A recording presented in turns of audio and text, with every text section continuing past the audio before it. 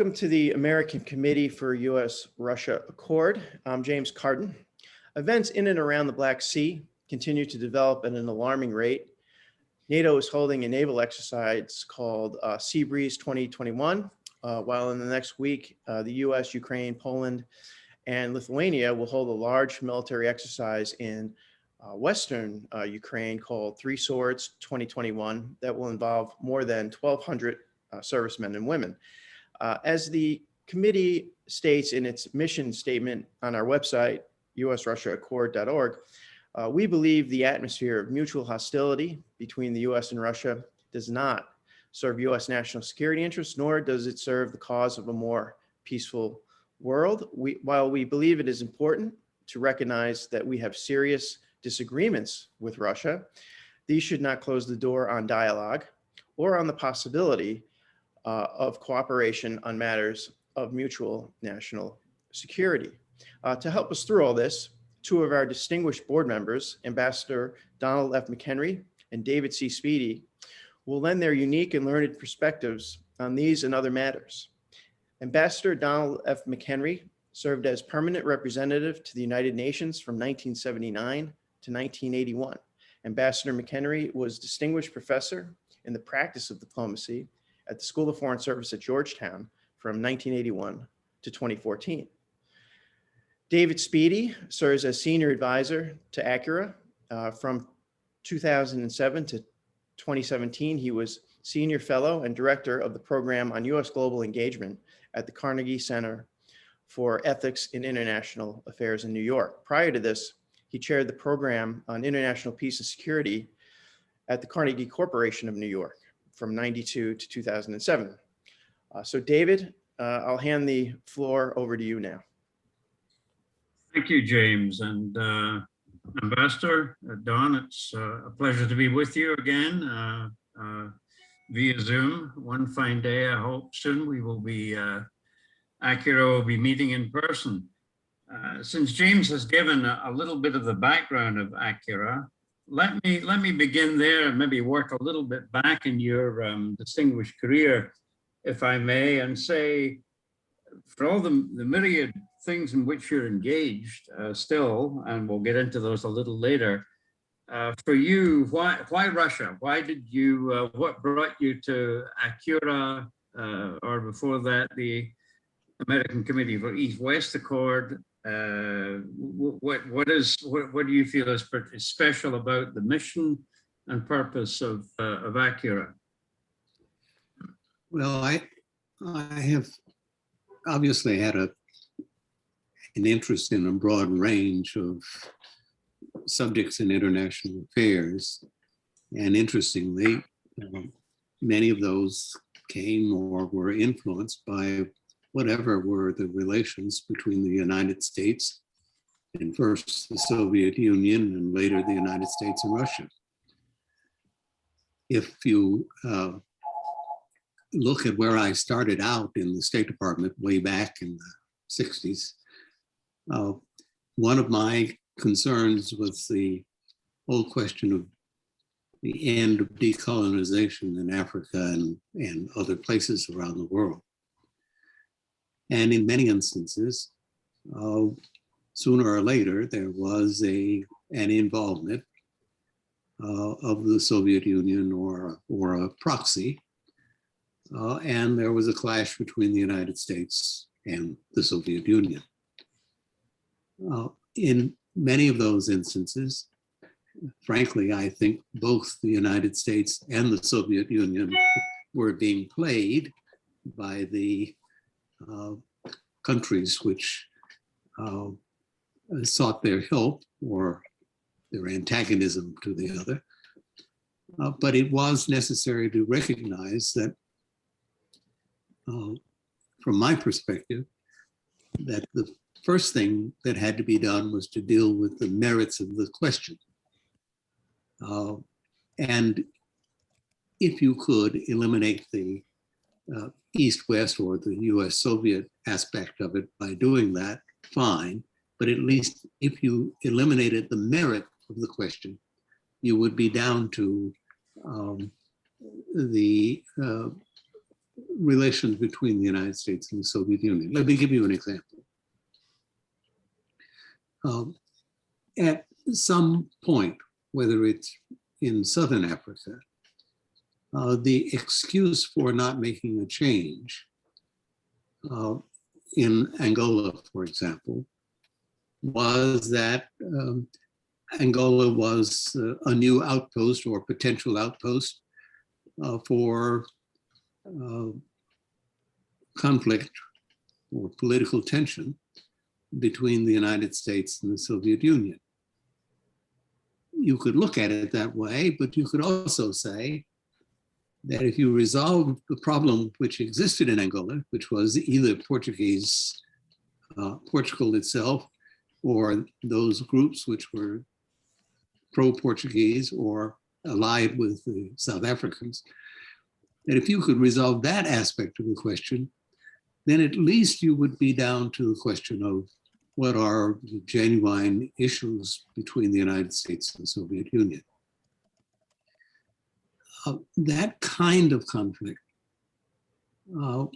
popped up over and over and over again, and I suspect it lives today between the United States and Russia.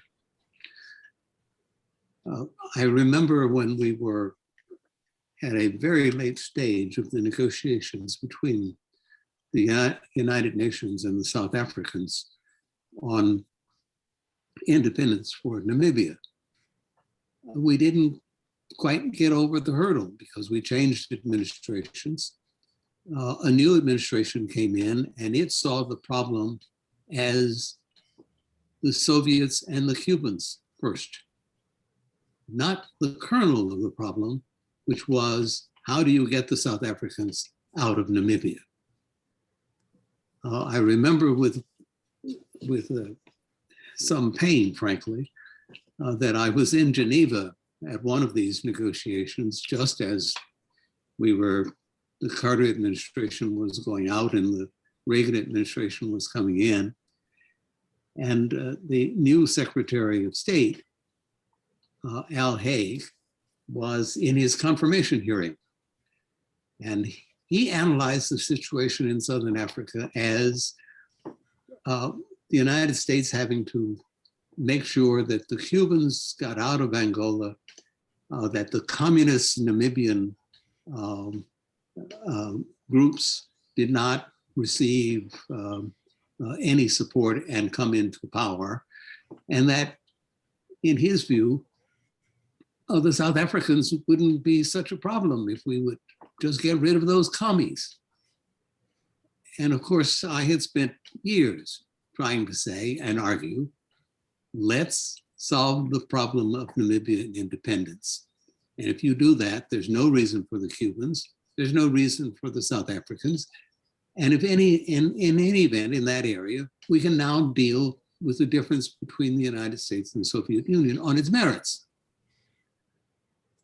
Well, I think to some extent that's still true today. If you look at the current problem with Russia and the United States over the Ukraine, there is a Ukraine problem, and it is a problem which has some of its history in the period of the Soviet Union and the East-West conflict, but it very much is a point of difference between the United States and Russia, and very little attention paid to Ukraine. Both you and James have raised quite correctly the fact that there are real issues between us and Russia. I agree with you that all too often the kernel of the problem is not either acknowledged or articulated. When I was at Carnegie Corporation, we had a program called the Aspen Congressional Program on Russia, where members of Congress would meet with members of the Duma, the Russian Duma, and scholars, parliamentarians from Europe and Russia. This was in the 90s and into the 2000s.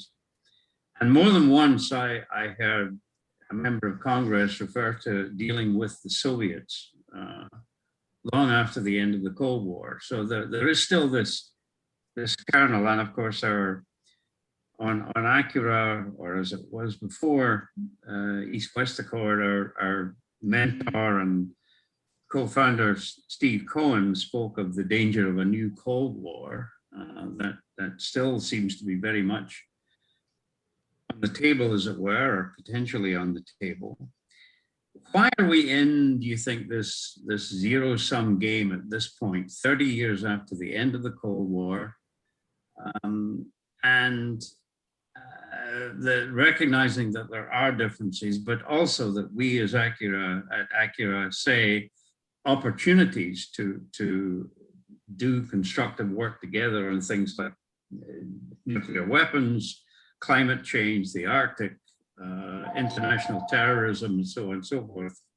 Why does this zero-sum game persist? And to what extent, since the Biden-Putin summit, do you think any progress has been made? It seemed to be a civilized summit, and yet over the weekend there were this business of new cyber attacks from Russia and so on. Is there a realistic possibility, in your opinion, Ambassador, to put the strategic possibilities ahead of the causes that divide? Well, I think there is a possibility on some aspects, and on others, the problem is so intertwined with the failure, really, to bring the Cold War to some kind of lasting conclusion. By that I mean, for many, the Cold War is not over. It is still so close in the memory of many, and in addition, it is exacerbated by the effort on the part of some, particularly in Eastern Europe, to put themselves in a position whereby they become even more independent of Russia.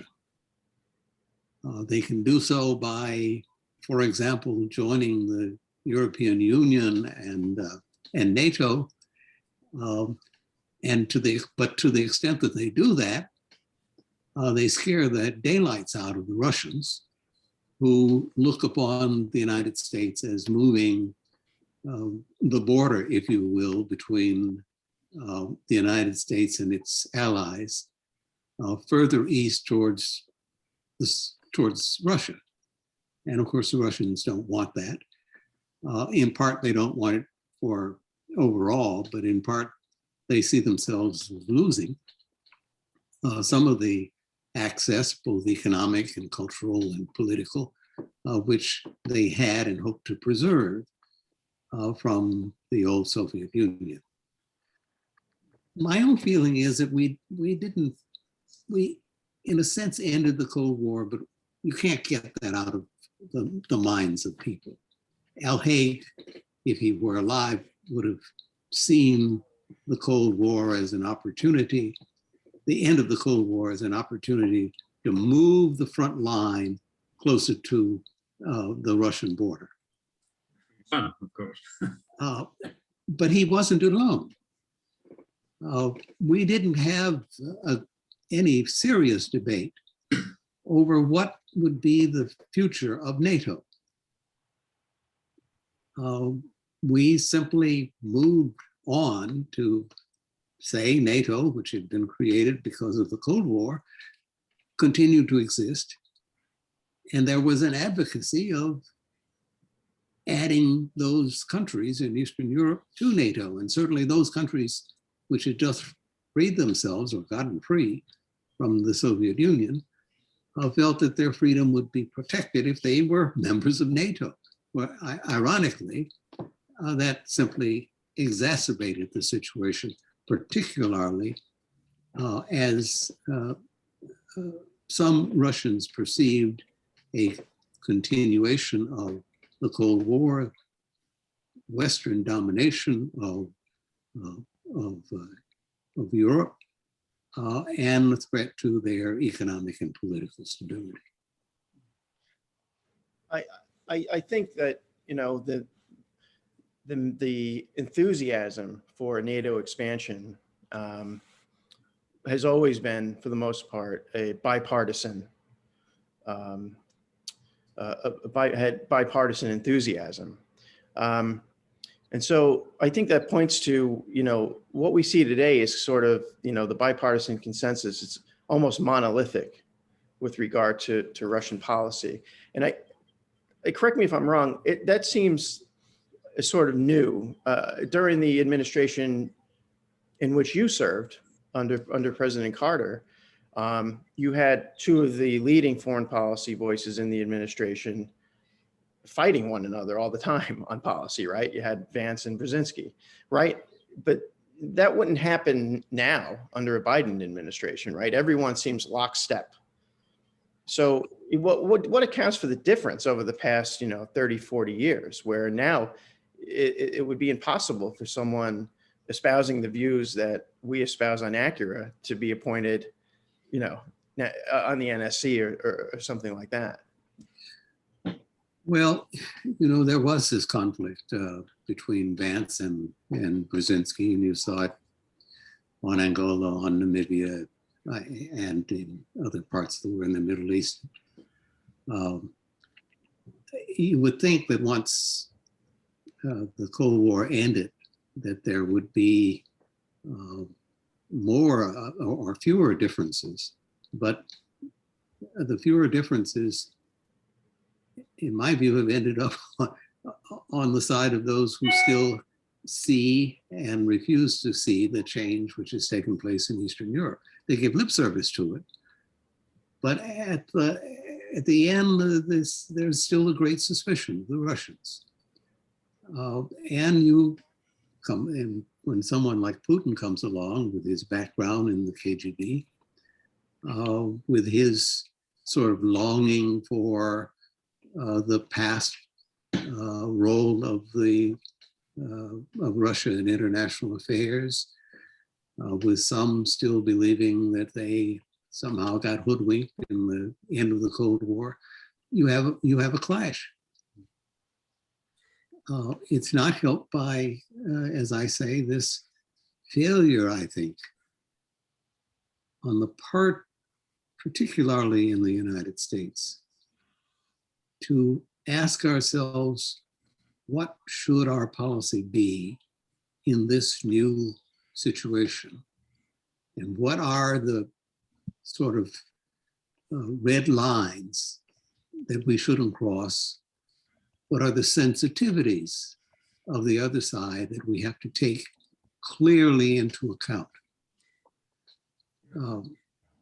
We may have intellectually recognized those things, but emotionally, we never made it. That leads nicely to a question I had about the question of sensitivities on the other side, Ambassador.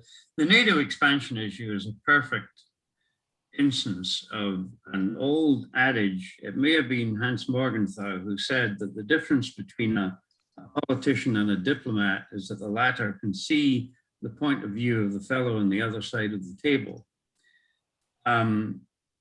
If you're sitting at a table in Russia in the 1990s, after the end of the Cold War, obviously you see NATO expansion in a very different way. Although, of course, there was quite a bipartisan movement group who also saw the folly of NATO expansion, from George Kennan, Jack Matlock, our fellow board member on ACURA, and so on and so forth. But nevertheless, this general impetus toward NATO expansion was obviously seen very differently in Russia than it was from here. And of course, Gorbachev, I actually heard Gorbachev person to person say, we were lied to, we were misled on NATO expansion.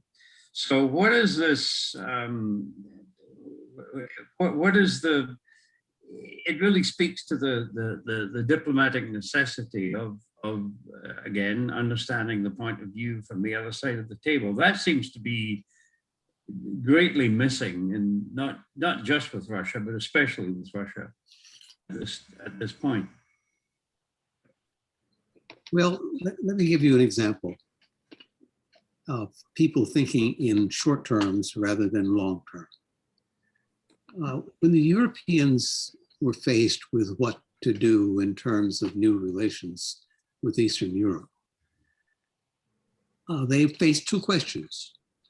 One, how do we integrate or move things on the economic side? And two, what do we do in terms of NATO? They decided we'll take the NATO expansion because the one dealing with the economic integration of Europe was too difficult. It had all kinds of easy and quick implications for them. They didn't want to face those. Mm-hmm. And I think they failed to look far enough down the road to see that there were facts which you had to deal with in both cases, both in terms of integration in Europe economically and in NATO expansion. What we ended up, frankly, with is the worst of both worlds. Some of Europe's great headaches are the differences which have developed. They're always there, but they're coming to the fore between the political outlook of some of the Eastern European countries and the rest of old Europe. Yeah. So, in a sense, Europe and we find ourselves with a headache, no matter which way you look at it. My own feeling is that we, in a sense, were a victim of time and change coming very quickly. George H.W. Bush, when he went out, talked about a new world order. The problem was that before he could do anything about his thoughts on a new world order, he was out of office. A new administration coming in found itself with a whole series of problems very quickly, not enough time to think about it, too many compromises, and we didn't move as smoothly to a new period of thought as we should have. That's the way I analyze the situation. There's an ongoing debate. Let's address American policy for current policy for the moment. There's a debate going on about, the whole question of America's role in the world. The president likes to say America is back. That is taken by many to mean America is back in some sort of a leadership role. Much of the world, there's some pushback against this. There is the internal debate on what has been described as liberal interventionism, which certainly is perhaps the predilection or preferred course of certain appointees in the State Department and elsewhere. Where is this? Where do you think this is heading? Obviously, the Biden administration's just over 6 months old. It's early yet. On the other hand, elections happen with great frequency in this country, and people are already talking about possibility of both chambers changing leadership in 2022. So time is a wasting, as they say. Where do you see this whole business of? It's an awfully big question to answer briefly, but America's role in the world, American leadership, American collegiality, intervening, where are our national interests? How do we define this? I mean, it's a whole hodgepodge or complex basket of issues. Where do you see that unfolding in the Biden administration to date? Well, I'm always sort of skeptical of slogans. I don't like America is back any more than I liked America is the indispensable nation. Yeah. They both seem to me to be sort of sloganeering and reveal a limited scope of thought. I don't think America's back. America has first and foremost to take care of its problems at home. We have demonstrated to the world that we have a whole series of problems that we cannot handle at home, whether it's in human rights or accepting elections, eliminating our history of racism, or correcting the inheritances from racism. And we are having to do this at a time when our institutions are being pressed as they have never been pressed before, or maybe not since the Civil War in the United States. My feeling continues to be that we are better off in the world if, in the first place, we acted at home in terms of our beliefs and values. And secondly, that rather than try and dictate to others, we ought to try to work with other countries to establish sort of rules of the road and international standards. It's very difficult to get others to establish and observe rules of the road and develop international standards if you aren't willing to do so yourself. Yeah. And I think too frequently we have not been. The very fact of these quick changes which have taken place in the United States means that it's going to be even more difficult to, in terms of the slogan, act as if America is back. Because people will ask themselves, well, what's going to be its policy 6 months from now, or 2 years when there's a congressional election, and 2 more years when there's a presidential election. So again, I think first and foremost, we have to pay a little more attention to what we do at home and establish and try and reestablish our own values and let others see it. We don't have to talk about it, we need to do it. And then secondly, we need to work with other countries in a way that is cooperative. Too often we advocate working with other countries and multilateral diplomacy and so forth, but we've become addicted to unilateral actions, particularly, for example, on something like sanctions, which has become the new substitute for diplomacy. One final question. 30 minutes has gone by quickly and fruitfully, but I must ask you about, think back approximately 25 years plus to the Carnegie Commission on Preventing Deadly Conflict. It was when I was on the staff of Carnegie. You were a member of that commission, Ambassador, co-chaired by our president, David Hamburg, and by the late aforementioned Secretary of State, Cyrus Vance. That commission really was created in the wake of the tragedy of Rwanda, and to some extent the Balkans.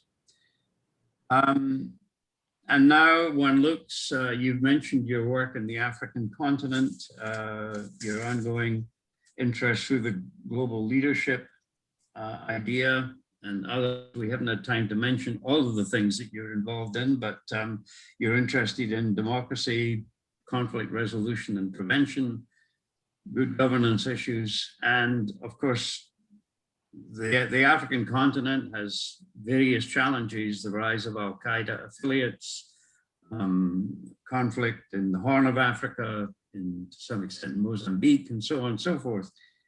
Do you ever feel that these problems are truly intractable? Do they just have to be dealt with as they come? Do we learn from one to the other? speak a little bit to your ongoing, really lifetime work and efforts in conflict resolution, and as we tried to do at the Commission in the 90s, conflict prevention before resolution has to be carried out. Well, I do think that in the long term, we're going to have to work ourselves to the point where we have the machinery and the political will to work through some kind of conflict prevention approach. That becomes easier to do to the extent that there is some kind of consensus. If you are sitting in the room with the Russians and they are looking at the latest conflict in terms of a chess game between the United States and Russia, or between Russia and the West, inevitably the conflict you're talking about is going to be secondary. It's not going to get the attention that you need. I think there probably still are a number of places where with very little effort, maybe some political embarrassment, but with little effort, you can find places where there's common ground for discussion and some progress with regard to conflict. Sometimes they don't get that much attention. I think what's going on in Libya now, or what went on in Tunisia, are sort of positive things in terms of not preventing conflict, but from stopping it from going further and trying to get an area